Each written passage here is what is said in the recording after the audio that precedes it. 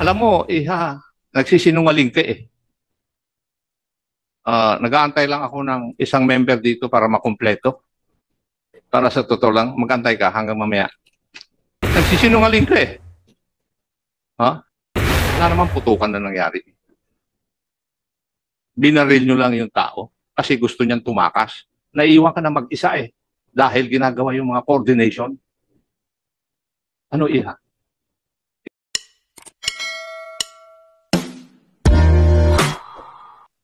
Nakakadalawang puntos ka na, Michi eh.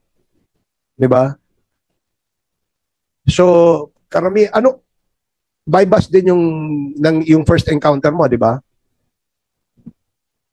Yes, sir. At nanlaban din. Yes, sir.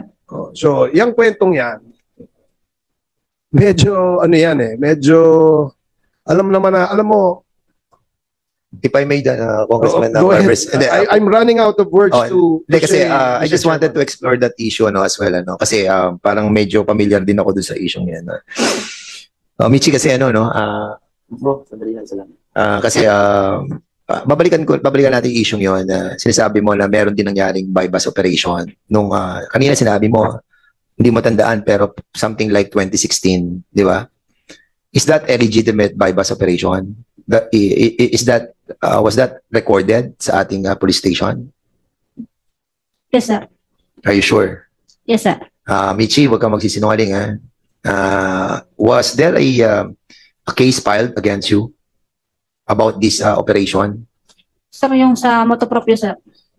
Meron? Yes, sir. Pero, am I right that the person that was killed during that time, ang pangalan niya is Adan? Is that correct? No, sir. Anong pangalan nung napatay? Ronelon, Villalobos, sir, ang apelido, sir. Villalobo. Villalobos, sir. So, hindi ito yung Adan. Iba pa yung Adan. Sir, hindi ko, sir, kilala yung Adan. Hindi mo kilala Adan. Okay. Later on, we will be inviting those people as well, no? Kasi napanood nila yung ginagawa natin eh. And there are two personalities who contacted us that you have the same kind of bypass operation allegedly that was conducted. But for the meantime, I will be yielding the time of are you done, Congressman Barbers? Yes, Not yet.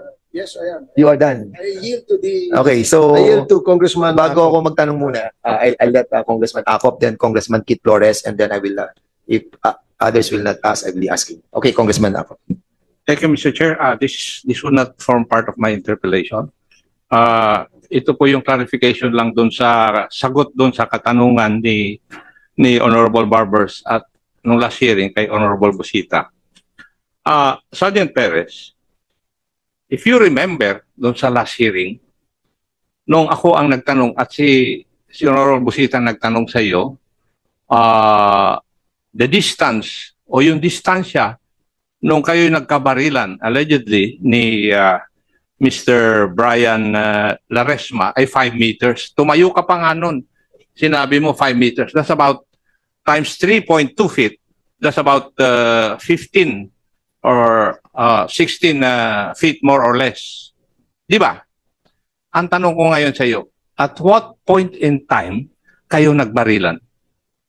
Kasi sagot mo kay Honorable Busita noon is na complete o natapos yung bypass operation.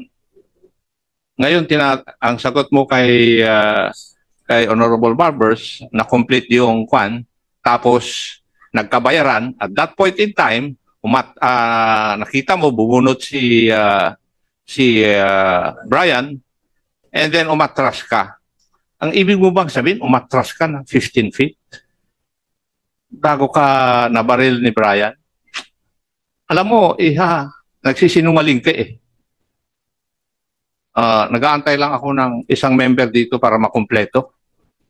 Para sa totoo lang, mag-antay ka hanggang mamaya. Nagsisinungaling ka eh. Kaya paano mo may papaliwanag yung ganon? Nagbayaran kayo, kinuha mo yung pera ni Brian, tapos nakita mo na bumunot, umatras ka ng 15 feet. Tapos yung si Brian ng 2 beses, tapos gumanti ka. Imposible eh. Iha. Paano kang maka-atras ng 15 feet kaagad? Ikaw na mismo ang nag-demonstra nung last hearing dito eh. Tinanong ko ano ang distansya. Sabi mo, more or less 5 meters. Minonstra mo pa. Di ba? Natatanda mo yun? Yes, Your Honor. Yes. At alam mo ba yung distance na 15 feet? Kung hindi ka pumuputok regularly, tatamaan mo sa gusto mong patamaan yung target? O tsamba lang yun? Kung totoong nangyari? Sir, pumuputok po ako, sir. No. Sabi mo, once a month, pumuputok ka last time. Pero sir, ano po, O, yun lang. Hindi ba tinanong ko rin yung tanong na yan sa'yo last time, Iha eh. Kaya ako nagtatanong na magaganon dahil mayroon gusto akong i-establish. Iha. 14 years ka lang sa serbisyo.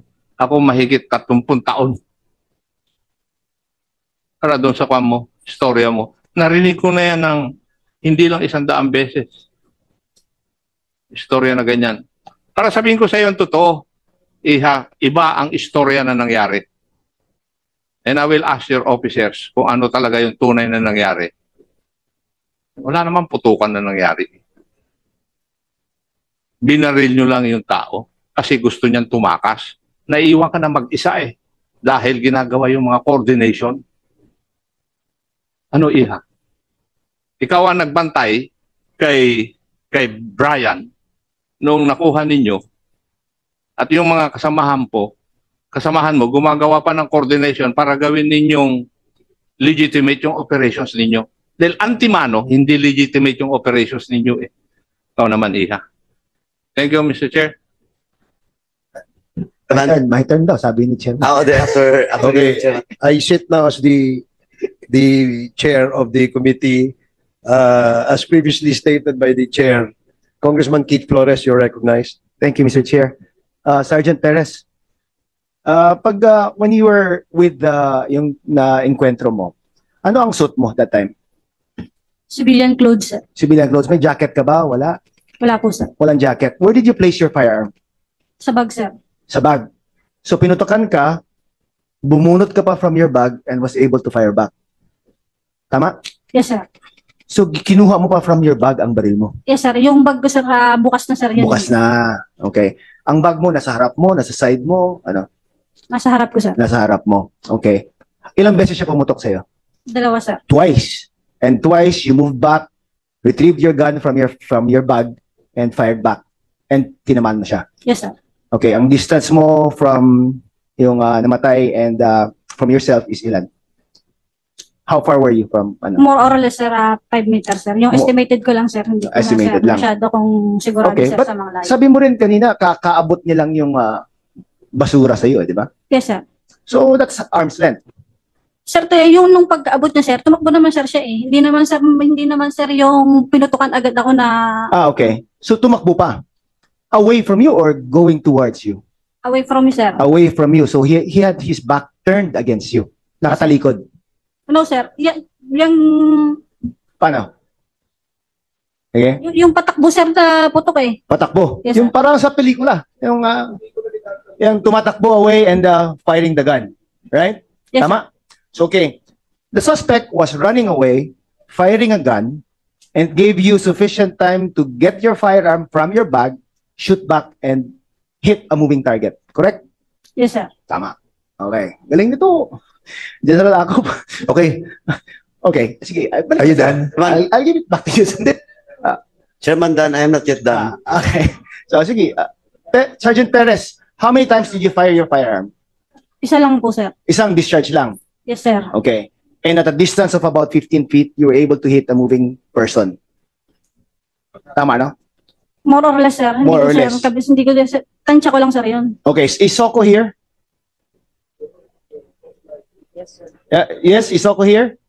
Yes, sir. The entry wound of the of the bullet wound, was it on the front part of the leg or the rear part of the leg? Ang entry.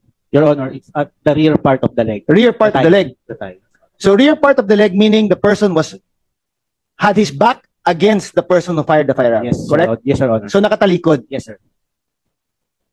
So running away. Possible. Possible na running away. Were there, what can you determine from the bullet wound that were the distance of the person who fired the firearm as against the bullet wound? Sir, in absence of tattooing, what we No call tattooing. there was no tattooing, sir. So it was at a distance. Yes, sir. So rear, no? Sa likod. Yes, sir. Okay. Absence of tattooing can be seen in at least more than 24 inches, sir. For the pistol, for the long firearm, it's at least 1 meter. Okay. So more than 2 feet, at least. Yes, more sir. than 2 feet. Yes, So it sir. could be 15 feet, it could be 20 feet, It could be, sir. because of the absence of tattooing. Yes, sir.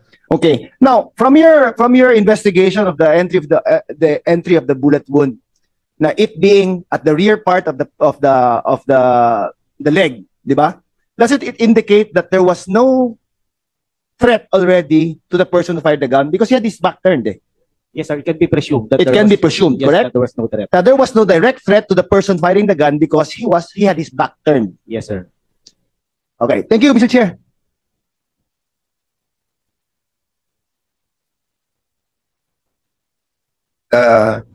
Congressman, I'll be asking question if Congressman Paduano will not stop talking to my secretary. So, Hindi, problema kasi, Mr. Chairman, we have to produce the quorum kasi, Mr. Chairman, during the previous hearing, now, it was again confirmed.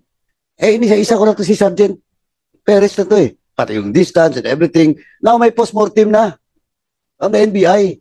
Malinaw na, Mr. Chairman, na yung pagbaril, nasa likod. Nasa likod yung entry sa tie. Malinaw yan, Mr. Chairman, na itong Perez nagsisinungaling from the very start. Now, yung iba pa mga operatives, nandito ba? Ako ay not anymore ask Perez. Kasi, yung teorya ni Chairman ako, mukhang yun. Anong nangyari dito? yeah. Yung iba pang mga mga kasama ni Perez, nandito ba? Okay, Pai. Before we call them, Congressman Paduano, can I ask some question? The chairman will be asking. Sa kay Perez. Oo. Sige po. Before yung tatlo, no? Okay. Kasi, Michi, I was able to read your judicial affidavit, no? Alam mo, kaya kami medyo seryoso dito na pinag-aaralan namin yung mga kaso kasi may buhay na nawala. And what we're trying to find out kung merong violation yung ating mga PNP personnel, no? When they conducted this bypass operation. And we are collating all the evidences pertaining to this subject para at least, di ba, maging fair tayo sa ating mga mamayan.